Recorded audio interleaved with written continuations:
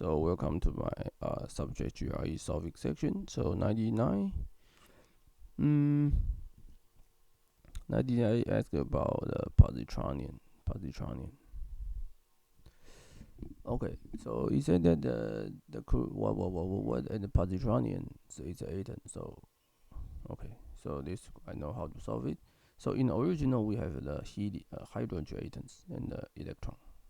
So basically this is a proton. And then we have an energy level called minus this one over this. Okay. And now the process is that we have a so-called positron, and then this is electron.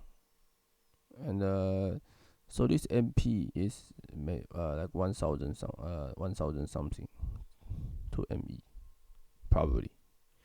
And then this positron have the exactly same mass. With exactly same mass as the electron. Okay. So he asked about what is this one. It should be should be a factor, right, times here. And basically, this is you need to remember that E will proportional to the effective mass.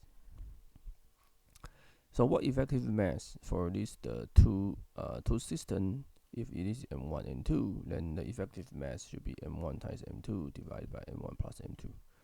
And for the left hand side, you have ME over MP and ME plus MP. But you know that MP is very large, so this is close to ME. This is close to ME. But from the left hand side, from the right hand side, this ME and M positron is very close. So right hand side effective mass is ME squared ME plus ME. So the answer is ME over 2. ME over 2. So that means the right hand side energy spectrum, the energy level should be minus 6.8 n squared. So this the energy level will proportional to effective mass is very important properties of the Bohr model. And this question happens every time in the subject GRE physics. So the answer is what? I asked about the ground state. So just point B, right? 6.8.